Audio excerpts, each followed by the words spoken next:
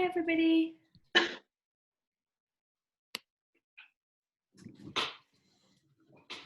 well, we're 48 people already. Hi, everyone. Hi, guys. Can everyone hear us? Just give us a thumbs up. Nice. Yes, all good. How many have we got? 49. This is our first ever sold out event, so we have a lot of people watching today. So we're going to admit as many people as we can now. We are also going to be live streaming on Facebook. And it should be recorded and put on YouTube afterwards as well, if you miss anything. Nice. We'll give it a few more minutes just so everyone can join on.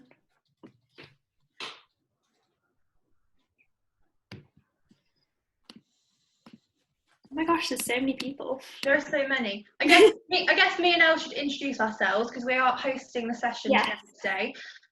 So I'm Neve. I'm one of the contributors for Empowered Journalism.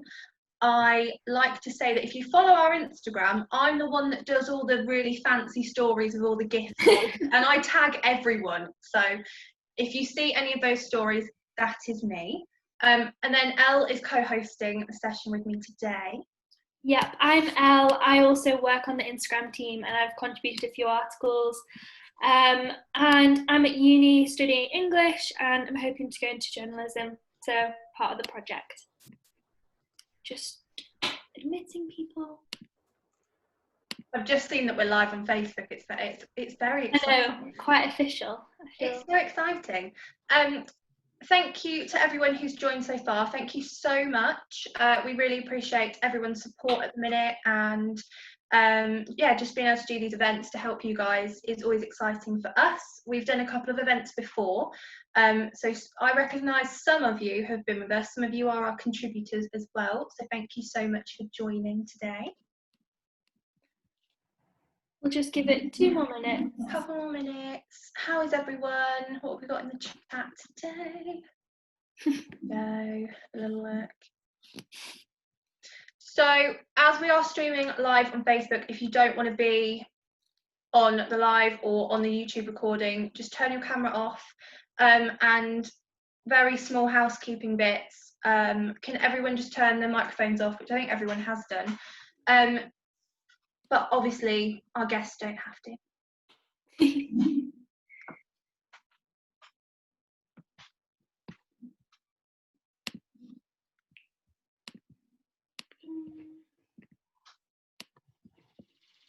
Oh, you're all so friendly in the chat. It's lovely.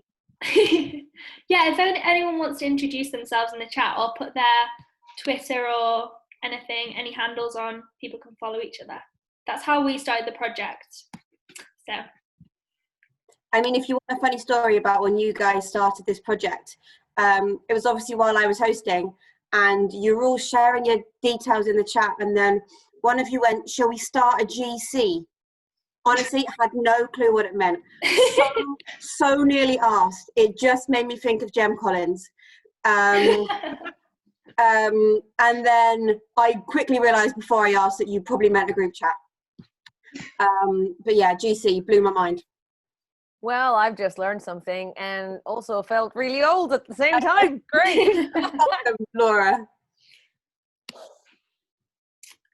Shall we give it a start and then I'll admit people as we go?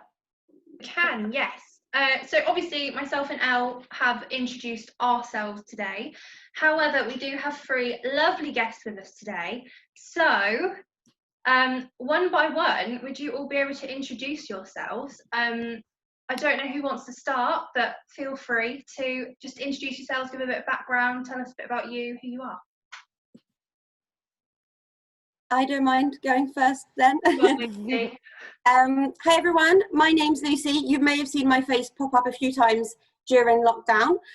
So I work at News Associates, which is a journalism training school.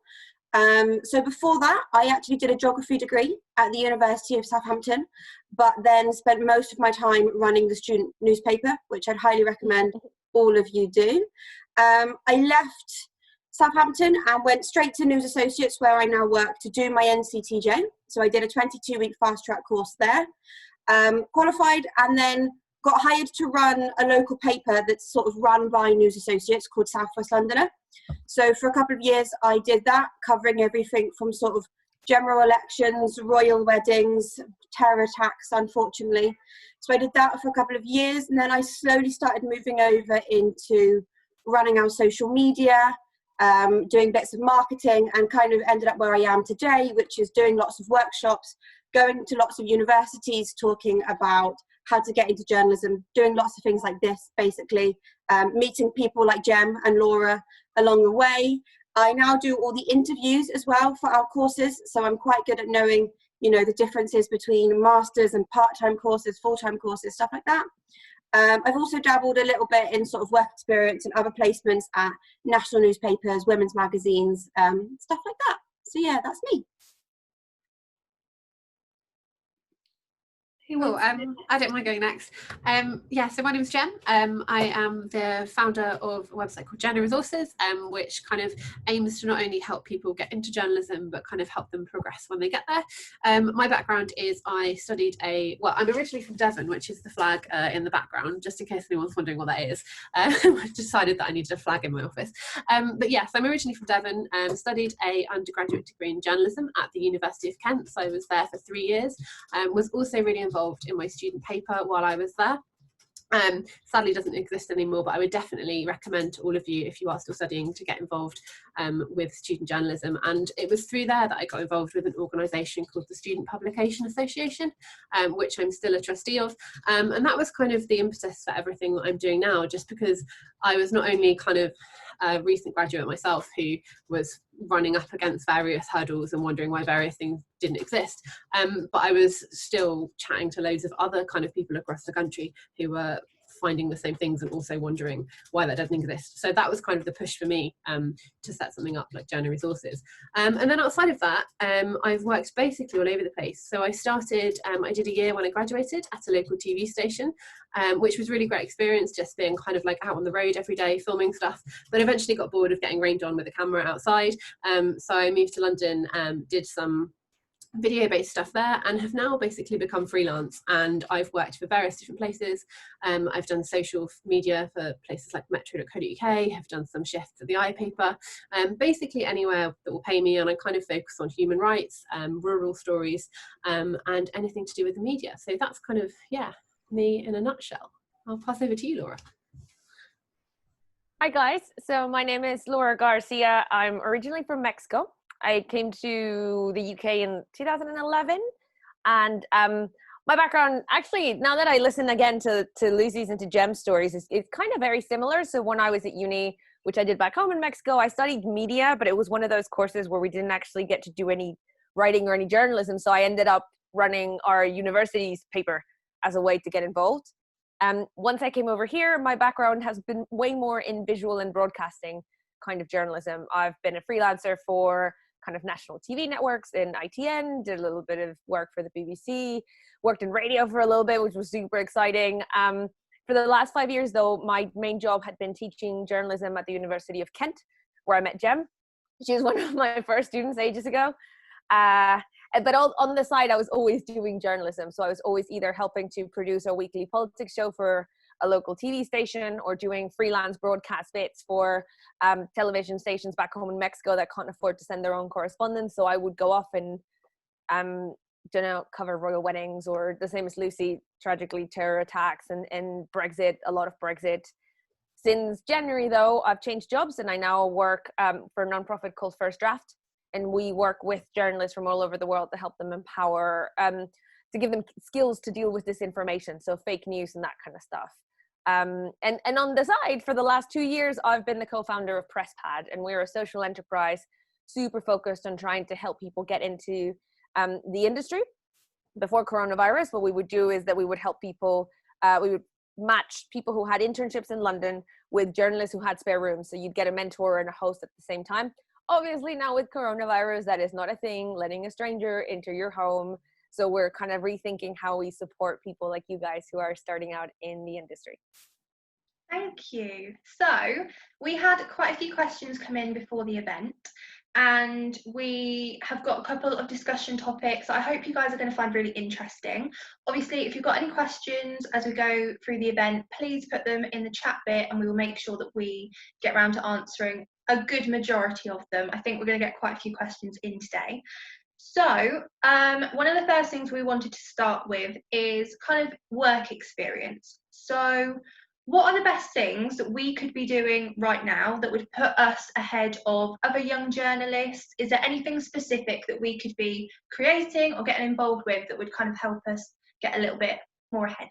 I don't know who wants to start, but feel free, any of you. I feel like I went first last time. But yeah, I guess okay, so I don't know whether this is necessarily like a practical piece of advice, but I'll try and expand on it so that it is. But I've actually done a bit of kind of hiring before. So I previously used to work for a small social media human rights charity, and have hired some entry-level journalists before. And I think the thing that I have always found most impressive, and the thing that I'm always most looking for when I'm kind of trying to take someone on, is just that they've gone out and done something. So I guess I just would say to you, like, I'm not necessarily bothered whether you have created an Instagram account and 10 people have followed it, but you've done it and you've created some amazing content. So, or whether it's that you've done work experience at a newspaper for a week. So I would say just find something that really interests you and just do something and create something. And honestly, that could be anything. It could be a YouTube channel, it could be Instagram, it could be that you badger your local paper until they say, yes, fine, we'll have you remotely for a week. Like, I literally don't care what it is, as long as you've kind of got the impetus to kind of just do something and you've got something to show for it, if that makes sense. And I just think maybe that's kind of the spirit to go into it with. Yeah, I would sort of completely echo what Jem is saying, in the fact that when we do our interviews for our courses, we don't really mind where you've done any work experience. It's what you've done while you are there. So we get some people, okay, pre-lockdown, who've done 2 weeks at the Times. But in that time, like, what have you got to show me? And they're like, oh, I did some research and here's a nib and it's not got my name on it. Whereas someone that's done 2 weeks at a local paper, a sort of a News Quest or a My London, they've gone out and they've done interviews and they've done FOIs and they come in with loads of newspapers and show me everything with their name on it. So I'd say it doesn't matter where you get something published. It's just going out and getting something published. You know, during lockdown, there are loads of websites, Empoword Journalism being a prime example right now, who, are taking pictures. And actually Jem, in her amazing newsletter every week or on her Twitter, is also always sharing places where you can get your work published. It does not matter if no one has heard of the website. It's just, as Jem says, you're making that effort, you're getting your work published. And then the more work you do get published, the more likely you are to then be able to get work experience at the places that you're really dreaming of. So if you want to pitch to the HuffPost or the Metro, who, by the way, are two really good publications at pitching, but you then have a bit more of a portfolio to show them. So that's what I would say. Yeah, I'm going to echo, again, what these guys have just said, because journalism is kind of like riding a bike. Until I see you do it, I don't know that you can do it, right? So all your CV can say, like, I'm amazing at photography, I'm really good at writing, I'm awesome at website building. Yeah, where? Can I see it? Can I see it somewhere? And like Lucy said, it doesn't matter if it's not national newspapers, but it's the practice of working with editors, of getting published, of self-publishing first, if that's where you need to start. That's why student newspapers are so useful. It's not so much the fact that you work for the student newspaper, is that you're getting published, you're practicing, right? And you're getting better every time. And then you read your first article compared to your 20th article, and you've grown, because journalism is a craft. You have to practice it. And the more that you've found these and made these opportunities for yourself, the better your work is going to be when you apply for work experience. And think about it super like multilaterally. So if you want to get into television, for example, I'd be learning TikTok right now, because that's a new form of, and this is my thing. I talk about TikTok all the time. But it's vertical storytelling, frame by frame. If you can tell a story in 60 seconds, then you can probably do a pretty good TV piece at some point. And how those skills translate to each other, and whether it's a cool Instagram account or trying something new on Twitter or teaching yourself a little bit of website code, it's just about having stuff to show that backs up what you say that you can do.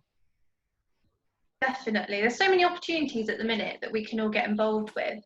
So when the time does come for us to go out and get work experience and apply to places, what's the best route on trying to find work experience and how to make sure that your application stands out against other people who might be applying for work experience?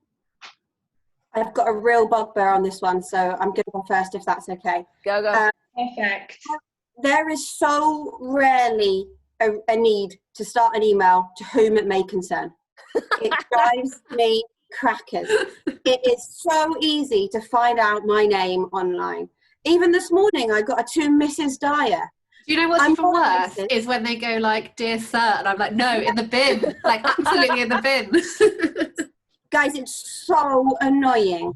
So what I would say is just absolutely try and find out the person you're emailing. And I always recommend that if you found somewhere you want to go for work experience, pick up the phone first.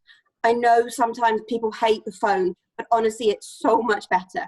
Just pick up the phone to just ask, just wondering who's the best person to contact for work experience. Then you get their direct email and you get their full name. And it's just such a good start. It puts me off so much when, or someone replied, this Mrs. Dyer was a reply to an email. I'd already told them my name. They didn't need to then go back and call me Mrs. Dyer. I know it sounds really small, but these people that you're emailing get so many emails. Don't annoy them. It's just not worth it. So that would be probably my main one, is call up first, get the name and the email address of the right person, and then just be polite, be flexible with your times. I'd attach a CV and a short covering letter, sort of just explaining my thing that I think is best is why you're good for that publication. And a lot of the time it's local journalism, it's that you live in the area. You know, you went to the school in the area, you know the sports club in the area, sort of showing off your contacts. But I could bang on about that for ages, so I'll go on to someone else now. Go, Jem. Yeah, I mean, I guess just to follow on from that, kind of what you're saying about, like, you know, it's really simple to find like the name of someone. You know, also just like really kind of, you know, make sure you're checking for mistakes. And I know this kind of stuff sounds really basic, but as Lucy was like, I work for a very small website, and the last time we tried to like get someone in just for 5 hours a week, had over 100 applications. And I think I try and be really fair, and I will try and reply to everyone, and I would try and give people the benefit of the doubt if they've like, you know, spelt the name wrong or something. But ultimately, if someone is having to look through, you know, 100, 200 applications for work experience, we're all human. We have to make a way of like deciding how to choose who to put through and who to not. And if you have two people who are essentially the same, and one of them spelt the name wrong and one of them hasn't, like it's obvious which one you're gonna drop.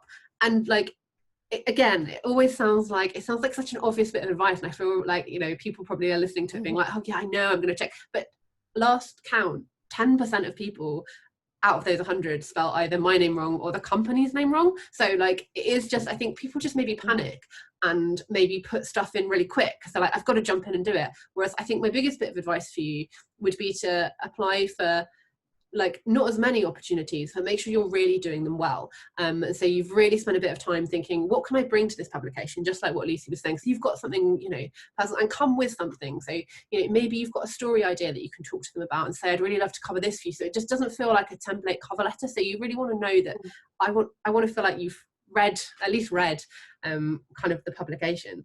And yeah, just really making sure that you're showing, not telling. So even if it is the bullet points on your CV, don't just say, I researched, I wrote articles. What articles did you write? You know, what did you do? What have you done? I want to see stuff that you've done rather than just kind of a list of tasks, if that makes sense. Yeah, my bugbear, kind of like Lucy's, mine is a little bit more technological. You know how you can put a link in an email, but then you can also change the link so it actually says words instead of HTTPS, blah, blah, blah, blah, blah, and a humongous link. I will make those split-second decisions because of that, because everything that you send to someone when you're trying to get work experience or a job or anything, think of it as your audition materials. They should all reflect the skills that you have. I tend, and I have hired people before, I tend to hire people to work in digital. So if you don't have the attention to detail to switch the humongous link into something a little bit more user-friendly, that kind of tells me that you're not thinking about my digital experience as a user in the way that I would expect you to when then you go and write for my website. Does that make sense? And it's a tiny detail, but it's a clue to who you are and what you're doing and the skills that you're bringing to the table. I'm also a big fan of people who just like answer all of my questions in an email, like, here's a link to my LinkedIn and here's my CV is attached and I have this idea and I'd love to come and chat to you, and who are coming at it, which I know is scary, from a position not of like asking me a favor, but telling me how great having them on my team would be. So it's less like, please, please, please, please, please give me work experience. And it's more like, look, I'm awesome. This is why. I obviously need to learn loads, but I think I can learn from you. Look at all this cool stuff that I've done. Can I just add something on that? Which you've just reminded me, like another one of my bugbears is, I mean, this obviously is different if you are kind of just scouting the pond and just trying to find work experience. In that case, contact people any which way that you can. But if you're applying for a formal scheme or applying to a tweet and an editor has said, like, this is the way to contact me and this is what I want to know, contact them that way. Because if I've kind of put together a scheme or a job application and I've genuinely thought about how to manage those 100 odd applications I'm going to get in, and it's so annoying, and I can see why people do it. I can see why they go, oh, hang on, okay, they've told me to email, but I'm going to find their like personal LinkedIn and DM them there because I'll be the only person doing it. But that actually has kind of like made my work a lot harder, because then you're not in my inbox where I can go through everything all at once. So yeah, just kind of, although it might seem a little bit like, oh, but I want to stand out, if someone's told you how they want to be contacted, contact them like that. Brilliant, thank you. I probably should have asked you for what your big journalism bugbears are, and I can see loads of writing notes, so I really hope you've got those bugbears down, because they're really easy things that, you know, it's so easy to find someone's name in an email and to address them properly, and it's those little bits of little details, and make sure that you're doing your homework, I think. So can I add one really quick before I forget? Yeah, so we tend to call men Mr. something, and we tend to call women by their first name, and we don't notice it, but it's a way of treating genders differently. I also get pissed off by that. Like, you know my surname, put it in the email. Maybe don't use like Miss or Ms. if you don't know what I am, fine. But you'd probably address an email to a man with their full name. Use mine too. I hope you've all got that written down. So we have talked a little bit about kind of work experience. So I know that a lot of our contributors, and possibly a majority of people watching, are uni students. Now, I know that some people wouldn't have necessarily got a journalism degree. So what is the best route to take kind of when you're graduating? So potentially if you haven't got a degree in journalism, I know there are these schemes like the NCTJ and the BJCT. What are the best schemes to get involved with? What do you think we need to be kind of looking at going forward and thinking into the future? I don't know whether Lucy wants to take this one first and talk about the NCTJ. You did very well with the acronyms there. I actually think all three of us have an NCTJ. Laura taught one, yeah. So we might try and not talk too much about that. But yeah, I believe the qualification you need, and the industry recognised qualification, is the NCTJ. Stands for the National Council for the Training of Journalists. You can do that in a variety of ways. So we do it as fast track, part-time or sports journalism courses at News Associates. We also do an NCTJ accredited undergraduate degree. You can also do NCTJ accredited master's courses. But basically, you just need that NCTJ. The difference with the BJTC is everyone thinks it's kind of the broadcast equivalent, but it's not quite. It's kind of, as far as I'm aware, the BJTC is very technical. It's not really meant for what a lot of you want to do, which is being a presenter or like a roving reporter or a foreign correspondent. It's very technical. It's also, the NCTJ sets the syllabus, it sets the exams. The BJTC just accredits courses. So the thing with the NCTJ is if you're applying for a job and you've got an NCTJ, no matter where or how you got it, the person who's looking at your CV knows exactly what they're getting. That means they've got their media law, that means they've got their shorthand. Whereas if you've got a BJTC from any different university, they don't necessarily know what they're getting. So that's a big difference there. The NCTJ is multimedia. It is still the qualification you need if you want to go into broadcast digital journalism as well as print. The main difference, I would say, between a master's and an NCTJ, I've seen some questions in the chat and I get asked that all the time, is the style of teaching. So to get a master's, to get an MA, it has to be academic. It has to be theoretical. You have to do dissertations, a bit like how you get your BAs. Whereas an NCTJ on its own can just be very practical. It's very exam-led. That's also why it's much shorter, because you're not getting the MA as well. So it's kind of much more hands-on, much more learning by doing. I would never tell anyone they have to study a certain thing at a certain place, but my one real rule is please don't do an unaccredited journalism degree or journalism masters. At News Associates, as I said, I do all the interviews, and I get so many people coming to me who have done journalism degrees who can't get a job because it's not accredited, and they still need the NCTJ, and it's not covered by student finance. And I just feel a bit sorry for them that they've done 3 years of a degree and still can't get a job. So yeah, that's probably what NCTJ all the way. Sorry, I just had to nip off and plug my laptop in, so I'm back. No, that's so helpful. I think there's so many different schemes nowadays. There's graduate schemes that give you a little bit more kind of work-based experience. There's the NCTJ, there's masters, postgrads, everything like that. It's a whole minefield of qualifications, and knowing what the right one is to get is always really helpful. I don't know if anyone else has anything to add on that one. Yeah, so I did NCTJ as well, and I am really glad I did. But as Lucy says, there are a million different ways that you could do that, and there are various different ways that you can kind of get your journalism qualifications. And I think it's just really about thinking kind of what works for you, because again, this question comes up so much. Should I do a short course? Should I do a master's? There are grad schemes, or there might be the employers that are willing to kind of, I know a couple of people who've managed to convince employers to kind of teach them that first NCTJ diploma as they kind of go. So I think it's really about sitting down and thinking to yourself, how do I enjoy learning? Is it that you have, it's a very different experience. If you've spent 3 years at university and you've been really involved in your student paper, you might think, actually, I just want to get this done in 22 weeks because I feel like I've got a load of experience. I just want to go straight into the workplace. But maybe if you're coming at this from, I've just had a bit of interest in journalism, but I haven't really done much of it. Maybe you do want that whole year of a master's, and you want to kind of spend a whole year kind of immersing yourself in loads of different projects and finding the time. So I don't think there's necessarily any right or wrong way to go about it, but I think just looking at all of the different options that are out there and thinking about which ones work for you. And I think employers are generally looking for someone who has that mixture of making sure you've got some relevant work experience and you've been in a newsroom or have kind of got some stuff published, and making sure, the main thing I always think about NCTJ is basically a stamp that you're going to not hopefully get that place sued or do something libelous. And yeah, those are the two things that you kind of need, and you can do that in any which way that you want. Yeah, to echo what Jem just said, what the NCTJ does is guarantee a minimum level of knowledge, right? They're not assuming that if you've just been NCTJ qualified that you are ready to be front page reporter. You need the practice and you need the experience and you'll grow into the job, but they assume that now at least you know what contempt of court is, or how to write about or how to report on victims of sexual abuse, and all of these little things that are kind of like a basic cornerstone of the job. And like Jem said, there are different ways of getting that combination, and there's also a couple of different new apprenticeship style schemes opening up where they will put you through your NCTJ if you get through it, or something equivalent.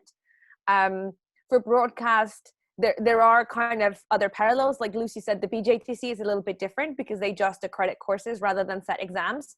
With the NCTJ, the exams that I took and the exams that Jem took and the exams that Lucy took, even though we all did them at different times, they're comparable in some ways in the kind of skills that we had to prove to get there. And I know that someone asked in the chat about whether it's useful for news journalism or magazine journalism. I'd say it's useful for journalism full stop, because also you never know what your first couple of jobs are going to have to be before you get into that magazine job that you really want, or that broadcast. So for example, my interest has never been working in print, but because I did an NCTJ, I worked for a local paper for a little bit that then let me move into broadcast, right? And just having all of those skills there available for you. And it's also about a cost benefit kind of situation that you need to work out in your head, depending on your situation and what you're studying or what you might study next. And it also has to do about money. There's places to get bursaries. There's other ways to do it without an NCTJ, but it is kind of like the industry standard, like Lucy said, but you also don't have to follow us. There's like 5 billion different ways that you can get it to the same place. Just think about it, that this one is an important one. Just on the note of sort of grad schemes and apprenticeships that sort of both Jem and Laura mentioned, it's worth noting that we do a lot of that work. So sort of last week and next week, I was working on the Times Assessment Centre, and then we've got the Yahoo one. But just look at the places you want to apply to, how much they care about the NCTJ. So we train the journalists for the Sunday Times, the Financial Times, you know, to name a few. So if they're putting their journalists through the NCTJ, if you're applying for a job via a different route, they're probably going to also want you to have the NCTJ. If they're making their graduates do it or their apprentices do it, they're going to want you to have got it as well. Definitely. I think we have a lot of different people watching today. I know our contributors, it's so varied in the skills and qualifications we have. So I think it does just show that actually if you don't have a degree in journalism or in a related subject, don't feel discouraged, because there are so many more routes to then enter after you've graduated, or if you're doing an apprenticeship, there's still so many aspects to be involved with. It isn't just it's not just a narrow-minded industry. It's so varied, and you would make a newsroom or something a little bit more diverse. Also, we don't want to sue anyone. I know that the Student Opportunities Festival this week are doing a talk on media law, so that might be something that you guys want to watch or get involved with. I haven't been asked to say that. I just thought it's one of the talks I'm going to this week, so I thought I'd just say it. Organised by the SBA, so I can say that I've been touched to say it. Fantastic. Our last discussion topic, because I know we're getting so many questions in, and I want to make sure that, you know, this is all for you guys, not just for me, this is all for you. So I want to make sure that we're getting to your questions. One of the last things I wanted to talk about was freelancing. Some of us might be venturing into freelancing. Elle's nodding her head, coming towards kind of post-lockdown freelancing, what we can be doing. So what is the best way to get into freelancing? Is it one of those things where you get a little bit of experience first, or just dive straight in? Sorry, Laura, you've just unmuted yourself. You go. No, I was having a thought, and then I'm not sure where it went. You can go.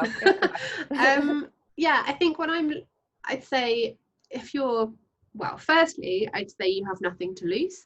If you've already got some bylines and you've written some stuff, especially from a kind of pitching perspective, definitely nothing to lose. And when we come out of lockdown as well, there were quite a couple of people in my year of university who started kind of freelancing, doing shifts at the same time. So it is really good into a newsroom, and I would definitely say that you've got nothing to lose by putting out emails, and not to be discouraged if you don't hear back, because like I'm a freelancer and I don't hear back most of the time, and that's very much just part and parcel of pitching, because editors are really busy and have hundreds of emails to look through.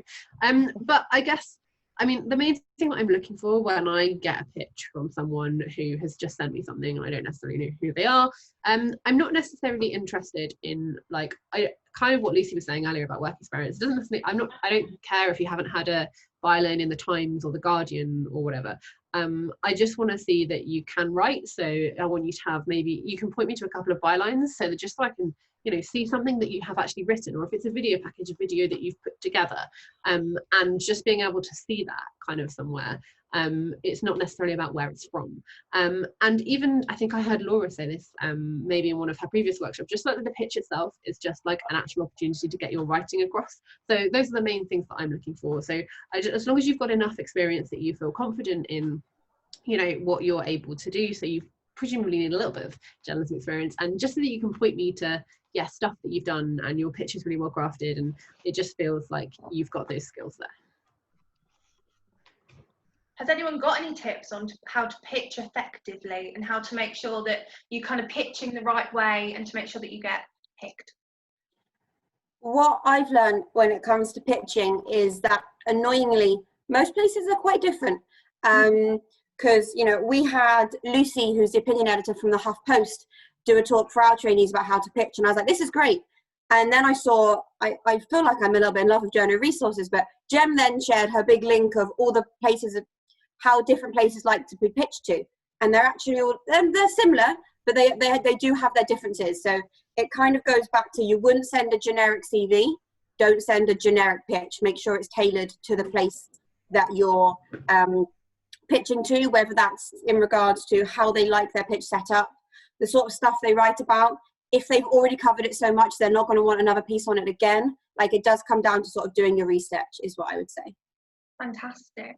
And in terms of freelancing, I think it's important to keep in mind that there's two ways to do it. So I've never done the kind of freelancing where you pitch stories, which is what Lucy and Jem are talking about, I've always been a freelance shift worker. So that means that I don't have a staff contract anywhere, and I get kind of hired day by day to go and do a specific job. In this is more common, particularly in broadcast, but some newspapers do it as well, with shift work on their social media desks and stuff like that. And shift work tends to be really casual. So the way I got into it is because my uni had an agreement to do work experience with BBC Radio Kent. And then when I was there, I met someone else who offered me work experience somewhere else. And that's kind of how it happened for me. A lot of the times people who are looking for casual shift workers put it on Twitter, and it's not a formalized process. And I'm not in any way condoning the way this is done, because it has its limitations and it can be really unfair, and it becomes a little bit of a pool of who you know. But there are ways to, I did a masterclass for PressPad on how to use Boolean search queries to find tweets where people are saying, I'm looking for X to help me out on Y, or I need people to cover shifts on weekends, or I'm looking for someone to cover shifts on the news desk. And that kind of freelancing, it's a little bit different, because you're not pitching a story.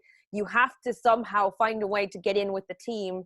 And once you're in that pool of freelancers, as long as you don't mess it up majorly when you're there on the shift, you're going to keep being considered and keep being called upon to fill in that kind of work. And yeah, absolutely, like, just echo, it's a really good way to like get in, especially even if you're not looking for, you know, freelancing as something you necessarily want to do as a full-time job when you graduate, because that's really hard.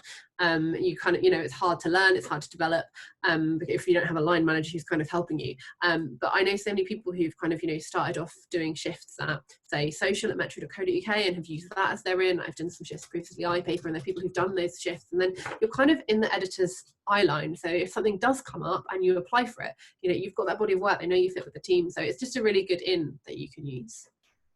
Thank you. So we've covered all of our topics that we wanted to talk about, and I am overwhelmed by how many questions have come in. They're still coming in. So I'm going to pass on to Elle, who is going to kind of ask your guys' questions. So make sure you put them in the box, and yeah, pass over to Elle. Thank you so much for your questions so far and answers so far. They've been brilliant. We've had loads of different ones, so I've tried to like group them, but I'm really sorry if I don't get to them. The first one I have is how to ace an interview. So if you could give your top tip, each of you, for how to sort of ace an interview, do well, impress the interviewer.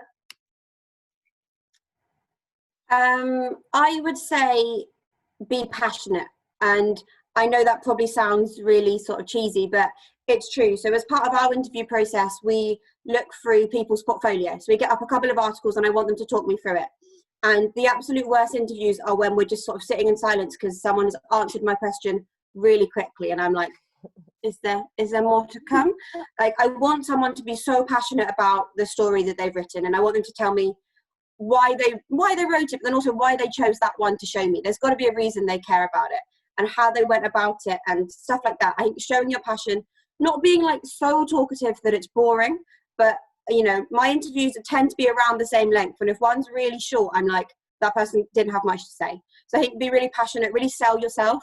I interviewed someone fairly recently who told me in the interview that he was lazy, and I was like, you can't really tell someone who wants to, you're asking for a place on the #1 journalism school in the country and you're telling me that you're lazy.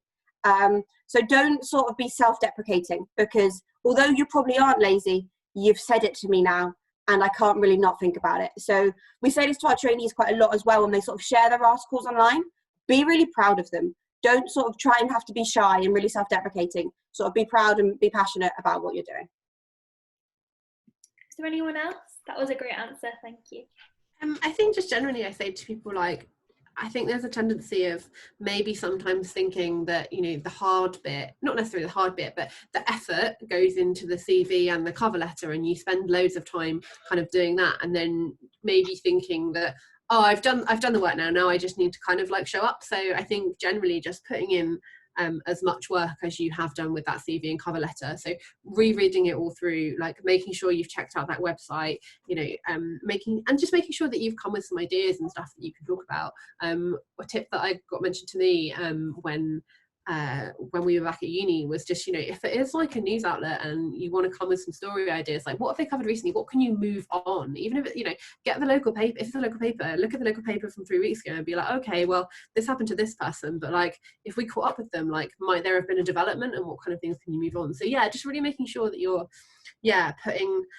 putting in as much effort and research as you were for that initial application, making sure that you're coming with some ideas.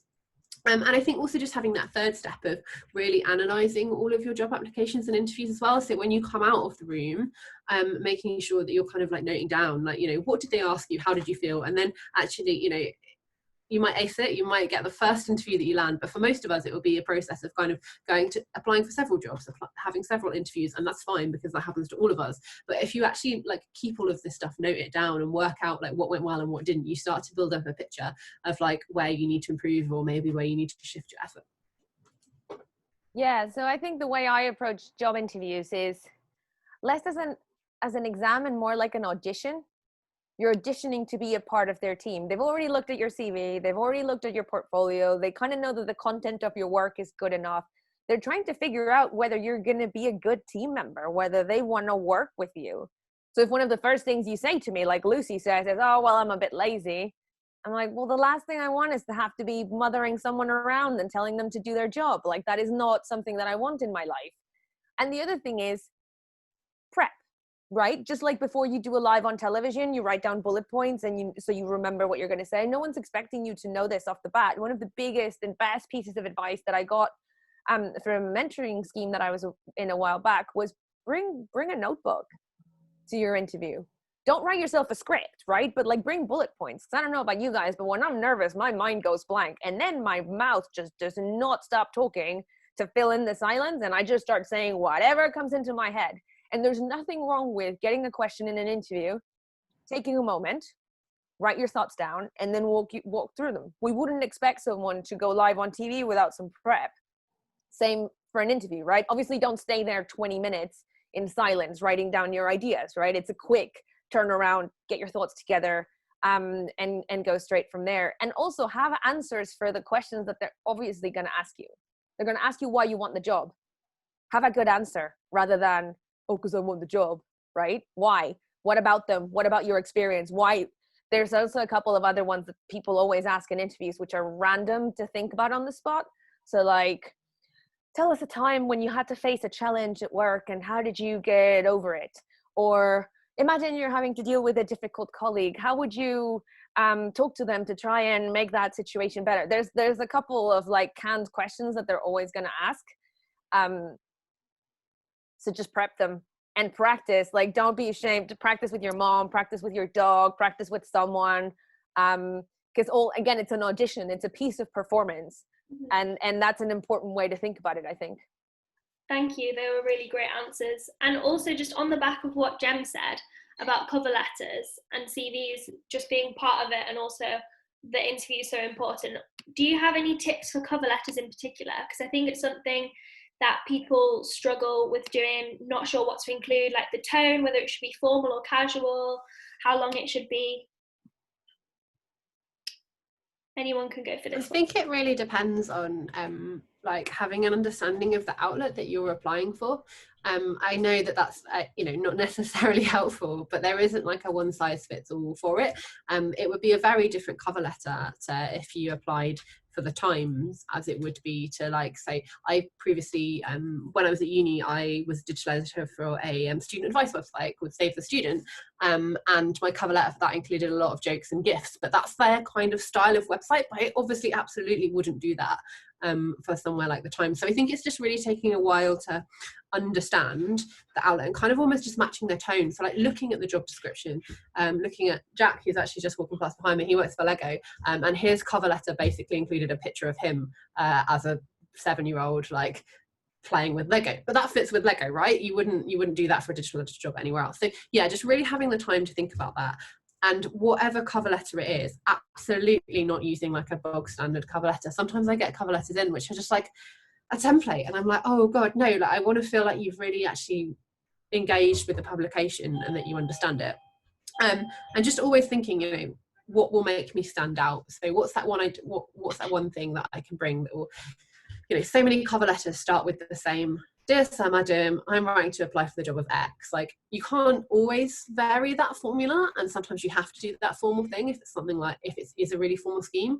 But is there another way that you can start it? Is there an idea you can bring in? Just something that kind of breaks up the monotony, basically, of reading 100 cover letters. Thank you. That's brilliant advice, especially checking out the tone of their applications, and also like their publication is so important. That's something that's been running through the whole chat. Another question which is quite different: how do you sort of work against the pressure of moving down south or to Manchester? Because I know a lot of people are worried where they're located and they can't either move or they don't want to move. How would you say to work around that when you're looking for jobs and work experience? I feel this is made for you, Laura. Yeah. Well, number one, coronavirus is the great equalizer for this particular part of it, at least, right? Because no one can go anywhere. So there's actually quite a lot of places that are starting to offer digital internships and work experience placements that you can do from wherever you are. So keep an eye out for that. Number two, what I would say is, don't ignore local. Local is an amazing place to start. And I think because we're all trying to get to this idea of success of working for a national or working for national network TV or whatever, that we think, oh, that's where I need to start. But actually, where you need to start is getting your hands on some stories and getting some experience. And if you ended up being the assistant sub-editor for social media at the Times, you're going to get to sub-tweets.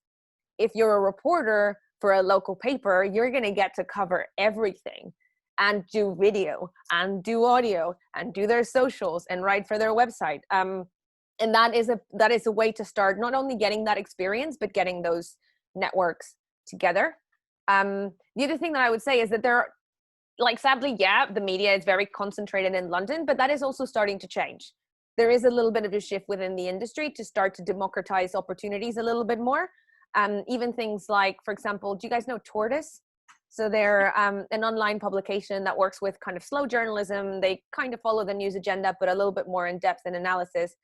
Before Corona, they were doing events outside of London exclusively.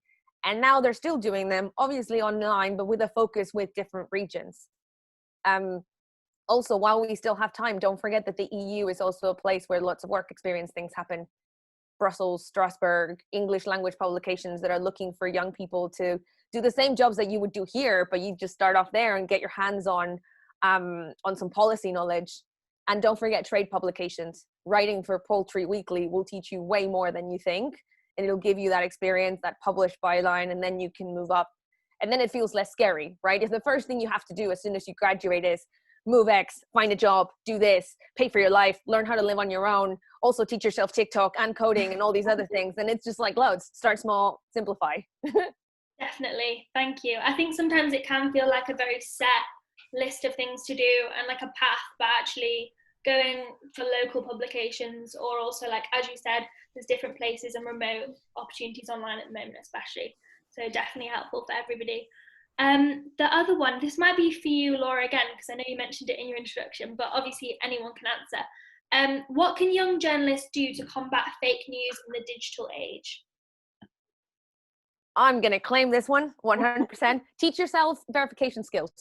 It's something that we don't really teach at universities, and I'm guilty of that. And I taught at a university for 5 years, and we don't teach it for two reasons. One, we run out of time with all the other stuff that we have to teach you. And number two, if I'm honest, because a lot of the teaching staff is, I'm going to say 45 plus and older, and understanding Twitter is already a stretch for some people. And that's not obviously the same everywhere, right? But we don't tend to teach verification skills at university.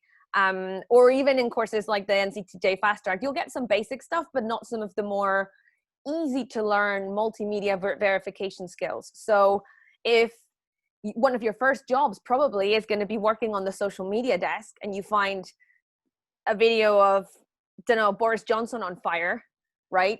How can you take that confidently to your news editor and say, this video is real and this is how I know? How do you verify that?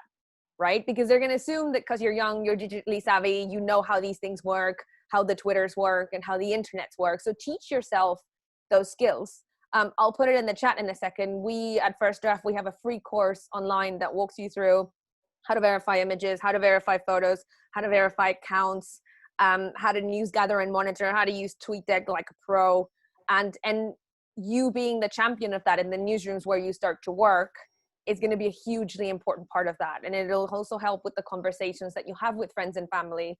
Like, we all have an uncle who shares things on WhatsApp that like are true, and having those conversations and becoming an ambassador, a little bit of the media literacy work that is super important.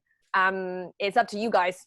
My generation has always kind of like claimed that we're social media savvy, but if I'm honest, I don't think we are as much as you guys are. So own that and take that with the responsibility that it comes with.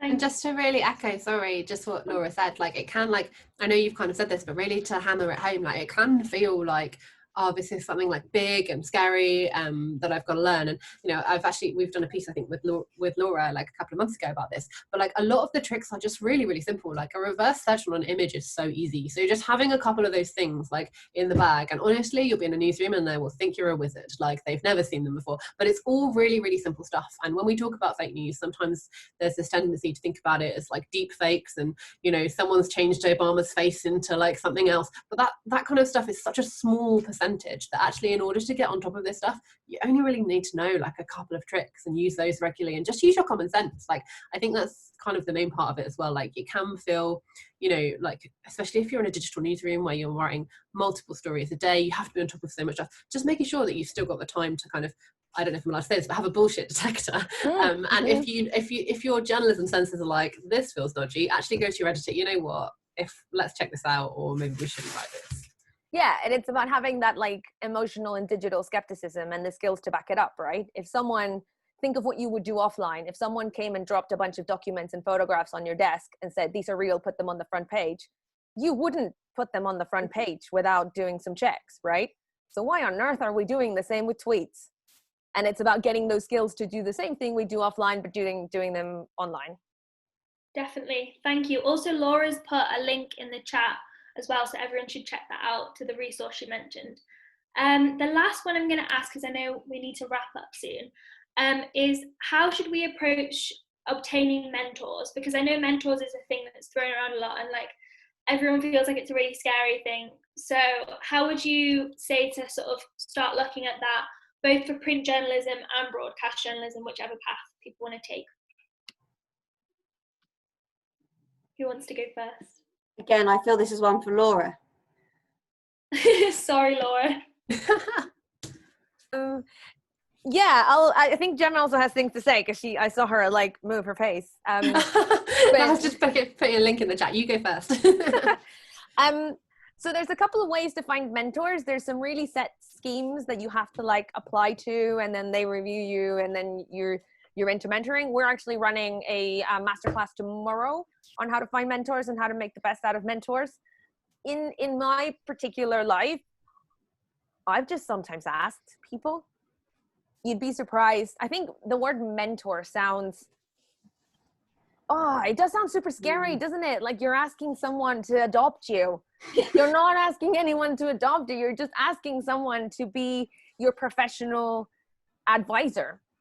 Someone who is a soundboard, someone who listens to your ideas. And depending on what stage of your career, sometimes it's even better to have mentors that are maybe 3 years ahead of you rather than Jon Snow being your mentor, right? Because their advice and their experience will be a little bit more relatable to what you're going through. And then you can work your way up, right? Like, I'm not saying if you ever have the opportunity to be mentored by someone amazing, turn it down. But I'm just saying, just like, don't turn your nose up at local journalism, don't turn your nose up at mentors who are just a little bit up further in their professional career. And again, make it a two-way street, like it's with everything. So I informally mentor a bunch of people who just reach out to me on Twitter after some of these events, and we have chats. And because of them now, I finally understand Snapchat and learned about a couple of new podcasts, right? So it's a two-way, make that always a two-way conversation. And it's less scary than you think. You're not marrying someone or asking them to like take you into their house and feed you. You're just asking for advice. Definitely. So I've just posted a couple of links to those formal schemes there, and there are kind of like a few about, but like, yeah, two things.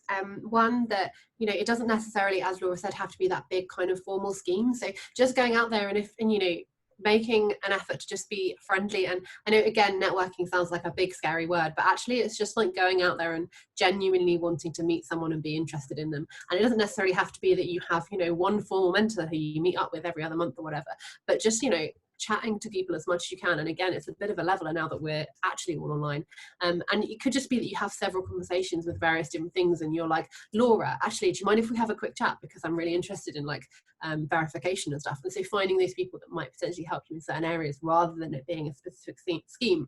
And secondly, the thing that I always kind of bang on about as well is, again, Laura kind of touched on it a bit, saying, you know, you don't necessarily want Jon Snow to be your mentor, as wonderful as I'm sure he is. But there's also such value in networks like this that I think sometimes we can forget about. And I think one of the most useful things for me in my career has been the people that have been almost on the same level as me. Because those kind of people are the people that, you know, I've got like go from a job and I'm like, please come round, just bring all the wine. Like, you know, I can talk to them about things that I wouldn't talk to, you know, an editor about. And so having those people that you can bounce off, if it's like, oh God, this story's going nowhere, but I don't feel I can tell my editor that, because, you know, so just seeing the value of people at all stages of their careers. So whether it's someone who is actually on the same level as you, whether it's someone 3 years ahead, or whatever it is, yeah, just seeing that at all levels. And it's a little bit of an easier conversation to have if you propose as an initial goal. So if, for example, when people are, they're like, hey Laura, can you be my mentor? And I'm like, great, what can I help with? Oh, I don't know. And I'm like, okay, so where do we start? But if you're like, hi, Laura, actually, I'm applying for this job. I'd love to talk you through my cover letter, see what you think. Amazing. That's given us an activity that we can do together and meet each other through. And sometimes that makes the difference, especially if you're trying to contact someone who's really busy, from like anchoring their brain into something for a little bit than your stuff getting lost in their DMs. And like with pitching, most of the times if you don't hear back, don't assume it's a no. Assume it's a I didn't read it, or I didn't have time, or I read it, but then my cat decided to vomit on the carpet and I had to go and fix it, right? Like life happens around us, and consider that a bunch of the people that you're going to be contacting as well might be working from home with children, with caring responsibilities, with all these things around us that are distractions. Yeah, just to really, sorry, I know, but you've really reminded me, Laura. So we did a training session for the Second Source, because we also run a mentoring scheme, and basically we had like some professional kind of people in who run mentoring schemes, and they were saying, you know, how literally 80% of the stuff needs to come from the mentee, not the mentor. So I just think that's really important to think about in the relationship, is that you need to be the person coming to them, and your mentor or whoever it is you're asking advice, knowing kind of, not necessarily all the answers obviously, but knowing what you want to chat about at least. So just remembering that kind of needs to come from you. You can't necessarily expect someone to tell you exactly what you need to be talking about. Definitely. So I mean, the best piece of advice that I've been given, and actually from watching all these workshops, is just to be able to put yourself out there a little bit. And if you don't ask, you don't get. You know, I do this all the time. You know, I didn't know our panelists very well before setting up this workshop, and I was like, please come on a workshop, please, you know, we'd love to talk to you. Just put yourself out there a little bit more, because the worst thing they're going to say is no, or they're going to ignore you. So that's the best piece of advice I've been given. So be a little bit more risky and put yourselves out there. Thank you so much to the three of you for being on our panel today and for giving the most amazing advice. I mean, it couldn't have come from the best people. We actually have a workshop on Monday with documentary director and broadcast journalist Tamana Rahman. I hope I've said that right. The first place that you'll be able to see that promoted is on our Instagram and our Twitter, so make sure you're following us over on there. Make sure you also follow all of our lovely panelists on their Twitters. I'm guessing most of you will know them, so I don't need to tell you. Thank you so much. If you do want to be a contributor for Empowered Journalism, please go over to our website or our Instagram. If you guys have any questions or any guests that you would like to see, I put mine and Elle's Twitter handles in the chat. So just come and ask us a couple of questions. We would love to have you all more involved and love to see you all over there. So thank you so much. Massive thank you. Thank you so much for joining us, and we will see you in our next workshop on Monday. Thank you very much. Thanks for everyone coming, and thank you to our panelists, some great answers.